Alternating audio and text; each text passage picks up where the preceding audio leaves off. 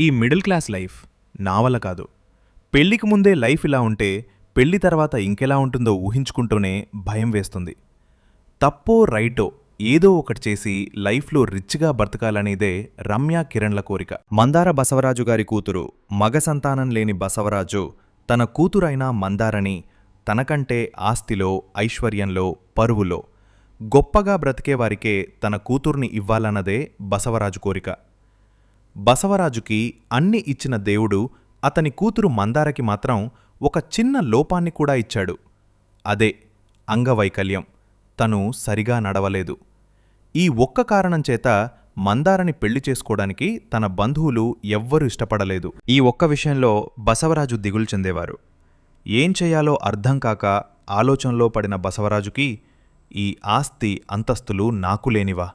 నా కూతుర్ని నాకంటే బాగా చూసుకునేవాడు ఎవడైనా సరే, నాకు నచ్చితే వాడికి నా కూతుర్నిచ్చి పెళ్లి చేస్తానని చుట్టుపక్క గ్రామాల్లో డప్పు చాటింపు చేయిస్తాడు. చివరికి ఈ వార్త రమ్య కిరణ్ల చెవిలో పడుతుంది. అప్పుడే రమ్యకి ఒక ఆలోచన వస్తుంది. రమ్య కిరణ్తో ఇలా అంటుంది, నువ్వు బసవరాజు కూతురైన మందారని పెళ్లి చేసుకోవాలి. నీకంటే నీ కూతుర్ని నేనే బాగా చూసుకుంటుంటాను అని బసవరాజుని నమ్మించాలి. మందారని నీకిచ్చి పెళ్లి చేసేలా నేను ప్లాన్ చేస్తాను. ఒకవేళ ఈ ప్లాన్ కరెక్టుగా సక్సెస్ అయితే కొడుకుల్లేని బసవరాజు ఆస్తి మొత్తం మనదే అవుతుంది.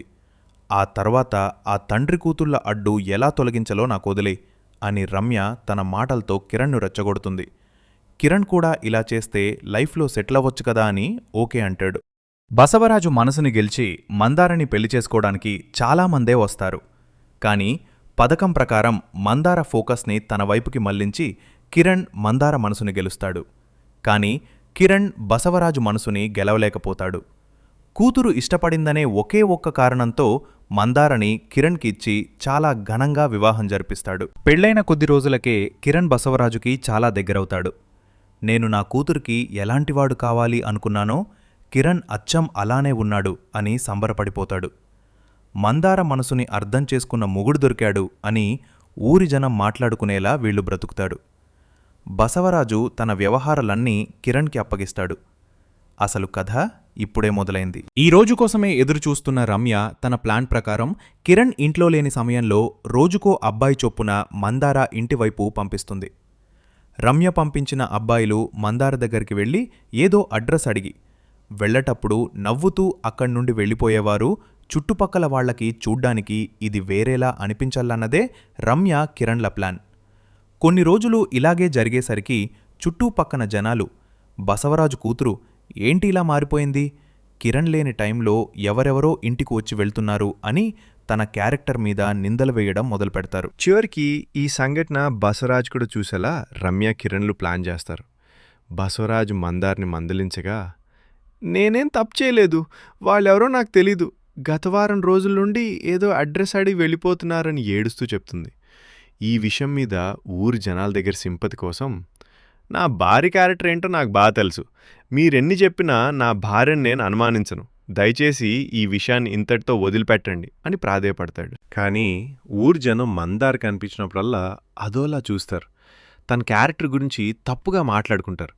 దీంతో మనస్తాపానికి గురైన మందార ఊరి జనాలతో గొడవ పెట్టుకుంటుంది. అందరూ అంత మంచి మనిషి కడుపున చెడపుట్టావు గదే అంటూ తిట్టడం మొదలుపెడతారు. సమయం రాత్రి 11 గంటలు. మందార్ తన భర్త కిరణ్తో, నేను ఏ తప్పు చేయలేదు, నన్ను మీరైనా నమ్మండి అని ఏడుస్తుంది. అప్పుడు కిరణ్ నవ్వుతూ, నువ్వే తప్పు చేయలేదని నాకు తెలుసు, ఎందుకంటే ఇదంతా చేయించింది నేనే కాబట్టి అని అనగానే మందార్ ఒకసారిగా షాక్ అవుతుంది. వెనకాల డోర్ నుండి రమ్య నవ్వుతూ ఎంట్రీ ఇస్తుంది. రమ్యను చూసి మందార అసలేం జరుగుతుందో అర్థం కాక షాక్లో ఉంటుంది. అప్పుడు రమ్య మందార్తో ఇలా అంటుంది, నీ కథ మీ నాన్న బసవరాజుతో మొదలుపెట్టాం. నీ అంగవైకల్యం కారణంగా నిన్ను చేసుకోవడానికి ఎవ్వరు రాకపోవడంతో మీ నాన్న చేత నా కూతుర్ను బాగా ఎవరు చూసుకుంటారని నాకు నమ్మకం కలిగిస్తారో అతనికే నా కూతురుతో పాటు నా ఆస్తి కూడా ఇస్తాను అని చుట్టుపక్క గ్రామాల్లో మీ నాన్న చేత డప్పు చాటింపు చేసేలా చేశాం. అందరూ మీ నాన్న మనసు గెలిచే పనిలో ఉంటే కిరణ్ మాత్రం నీ వెనకాల ఉన్న ఆస్తిని గెలవడానికి ముందు నీ మనసు గెలిచి నిన్ను పెళ్లి చేసుకునేలా చేశాను. మీ నాన్నకి నమ్మకంగా ఉండి ఆస్తి వ్యవహారాలను కిరణ్కి అప్పగించేలా ప్లాన్ చేశాను.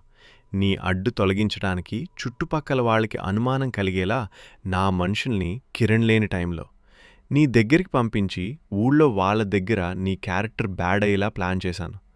ఊళ్ళో వాళ్ళందరితో నీకు సంబంధం తెగిపోయేలా గొడవ పెట్టించి చివరికి ఇప్పుడు నువ్వు చనిపోయిన కూడా తప్పు చేసింది దొరికింది, అవమానంతో చచ్చింది అనేలా నా ప్రతి ప్లాన్ పర్ఫెక్ట్గా ఎగ్జిక్యూట్ చేశాను. ఈరోజు నీ చావు, రేపు మీ నాన్నది, ఎల్లుండి మీ ఆస్తి మాది. ఈ ప్రాబ్లమ్స్ అన్ని క్లియర్ అయ్యాక నేను కిరణ్ మీ ఆశతో ఎక్కడికైనా దూరంగా వెళ్ళి హ్యాపీగా బ్రతుకుతాం అని నవ్వుతుంది. దయచేసి నన్నేం చేయకండి అని మందార వాళ్ళ కాళ్ళ మీద పడి ప్రాధేయపడుతుంది. కిరణ్ రమ్య కనికరం లేకుండా మందార్ని చంపి తను చేసిన తప్పు అందరికీ తెలియడంతో అవమానంతో సూసైడ్ చేసుకుంది అని క్రియేట్ చేస్తారు. పరువుగల బసవరాజు కూతురు చావును జీర్ణించుకోలేక తను కూడా సూసైడ్ చేసుకొని చనిపోతాడు. చివరికి నిజాయితీ చచ్చి డబ్బు గెలిచింది. చివరికి మందార పోస్ట్మార్టం రిపోర్టుతో అనుమానం వచ్చిన పోలీసులు కిరణ్ గట్టిగా విచారించగా చేసిన తప్పు ఒప్పుకుంటాడు. ఆస్తిపై ఆశతో రమ్య కిరణ్లు మందారం చంపి బసవరాజు చావుకు కారణమైనందుకు ఇద్దరికీ జైలు శిక్ష విధిస్తారు. జీవితంలో డబ్బు కోసం ఎన్నో మోసాలు, ఎన్నో హత్యలు, మనకు తెలిసినవి కొన్ని, తెలియనివి ఇంకా ఎన్నో ఇలాంటి జరగకుండా అరికడతారని ఆశిస్తూ మీ సిద్ధార్థ్ కన్నా.